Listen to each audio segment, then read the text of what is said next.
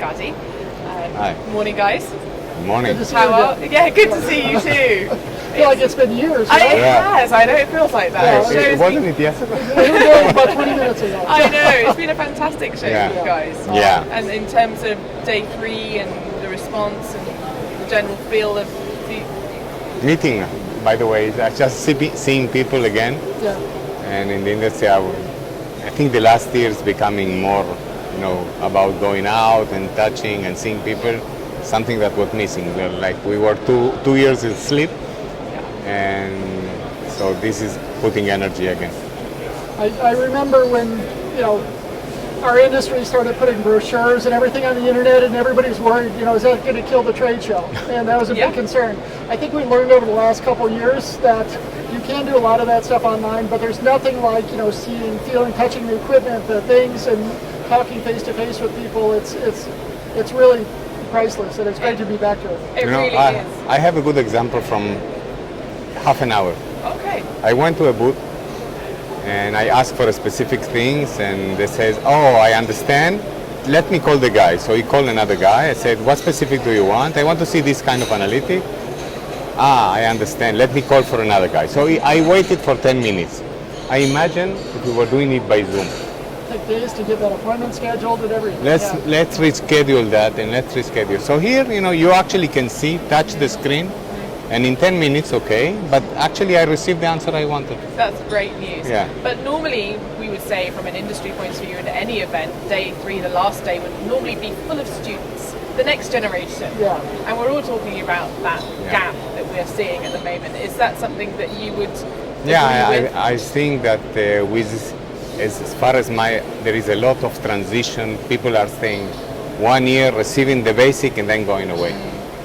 So the attrition of people, engineers, especially young engineering in the industry, is getting higher and higher, and that's a challenge to maintain them.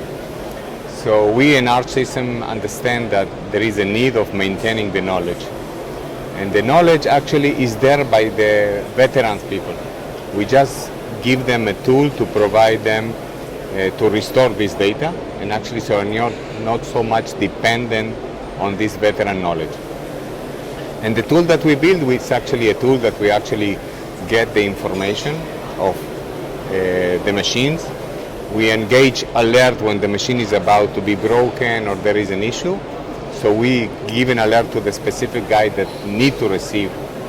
And he will be able not just to receive an alert saying there is an issue going on in this specific machine, also perspective and give them the action that he need to make, like a cookbook, based on the experience guy. So we are actually trying to overcome the issues of young people without knowledge taking a lot. I remember when I was a young engineer that this is something I was missing. I was seeing the veteran guy doing like in 2 minutes he solved the problem. How you did it so fast? He said, because I saw the problem. So why don't you teach me, how you did it? And he said, come on, Gadi, it's experience. And this is what we're trying to solve. Yeah, another way to talk about that, in a simpler way, that us sales guys can understand. For years, we've had dashboards and we've had, reports, and that told the what was occurring. And what we've been doing at Arch over the last few years is building in the why. Okay, why did this occur? In the process, and looking at the data that's rich enough that can tell you all of the context and nuance of what occurred, why that happened, and then you can do something about it. What Gadi's talking about here is really the next step in that. We already have the what, we're doing the why. The next one is the how.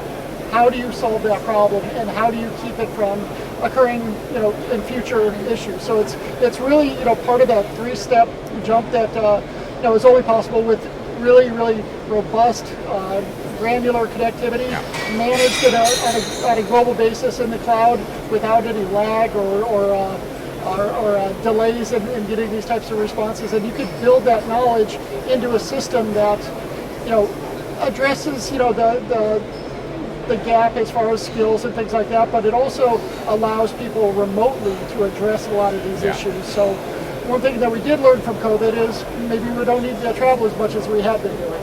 And a lot of companies are instead of flying somebody to the site to go work on these, a lot of people can identify these issues, address them, and correct them without even setting foot in the factory. So that's a new thing in our industry.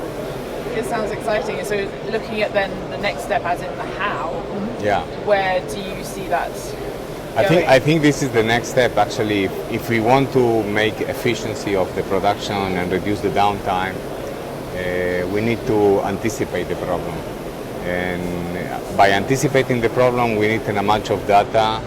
First of all, we need the knowledge to, okay, if A, B, and C happen, D will happen, for sure. So we need this knowledge, and we have this knowledge. We have the connection of the machine, so we are evolving this system. I can, tell what David actually mentioned. We actually saw that examples that by reviewing the data, we was able to detect an issue, even a site was in Ukraine. And that's powerful.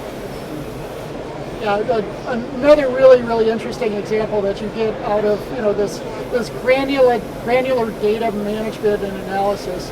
One of our customers has several facilities in Mexico, and they were doing production, and they were noticing that there was a bottleneck in the process, and they just for the life of them couldn't figure out what that was about. But when they started looking at our data and looking at each of the machines, they were able to detect that all of this was happening at an X-ray machine. And they're like, an X-ray machine being my bottleneck, that can't be. That's not very smart or efficient. And the person that, how they would have addressed it before is they would have gotten on a plane and they would have gone there and seen. Now, the same person had been on that line many times before. But we were able to determine, looking through the data, so you could probably address this if you could put a buffer conveyor there, okay? And he said, but there is a buffer conveyor there. I've seen it 100 times. And he picked up the phone and called the guys, and sure enough, there was no buffer conveyor. So even when you're on site, sometimes you get so used to seeing what you're supposed to see that you can't see the forest through the trees or the trees through the forest or whatever. It's almost that sense of taking that vision and seeing it in another set of glasses or spectacles or whatever you see it. And I think people get kind of so used to that, don't they? So in terms of your thoughts, we were talking about upskilling and things like that, where would you see that coming? Well, a lot of it, and Gadi could probably answer this a little bit better than me, but a lot of it has to do with this knowledge transfer. Okay, as he was mentioning, seasoned engineers, they know very quickly this is how to fix this problem. It's they don't even have to think about it. But as the industry's maturing and people are retiring out of skilled positions, there is a lag that occurs when the newer people come in. They need to build up that knowledge. Now, if there was a good way to impart that knowledge to these people rapidly, so that they have those tools available at their fingertips, not only does that address that problem and that knowledge transfer, but now they have all this, extra mental energy to work on future problems and everything too. Yeah. And especially, we are talking engineers, and we were talking before about that firefighting. They are actually, within their following up, running around their tail about issues on the line, and so they don't have the time even to educate the engineer and to spend the time. We are trying to provide that tool and accumulating years of experience, 3 years, 4 years, and actually providing the best cookbook using, customer, and to put them on specific occasions. I think that. And what he means by cookbook is it's a book of recipes of how to fix the problem. Totally. That is, and I was just about to go back on that analogy because I think that's incredibly powerful in the same way that you go to an index at the back and want to find. Exactly. But some people would describe one meal in one way, and somebody else will say something else. And it's that business of translation. So yes, we're here in Europe, but how would this translate in Asia, in America, and so that cookbook has got so many different markets.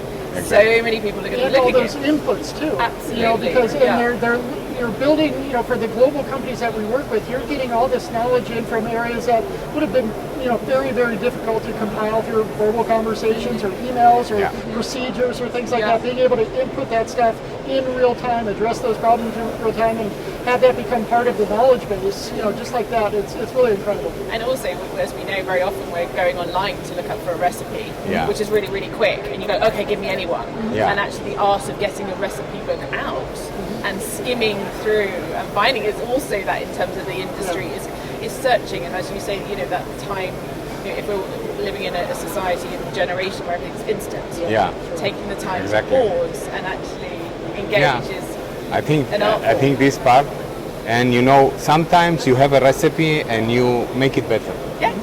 You make it better. The same we do. Yeah. So we have a recipe, and based on on the data accumulated that, we are saying, okay, number 4, put it in number 1, or add another one. So we are making better and better the recipe, so we have a best cake. Well, absolutely, and it's so true, because in the same way, when you pass down a recipe to your children, and they pass that around, that comes with heritage. And I suppose from a generational point of view, industry, we could apply this analogy to everything. Yeah, for sure. And this, we can do analytics against that cookbook and those recipes too. Is how quickly did this solve the problem? What was the resolution? What change did this have to go through? And you can measure the effectiveness of these recipes over time. And like Gadi said, there may be a few different fixes to that same problem, but you can change the priority of those fixes and that troubleshooting step based upon the experience of others who have used that exact same recipe. Yeah. It's been great to chat this morning. Thank you so much. Thank you. Good. Thank you. Take care.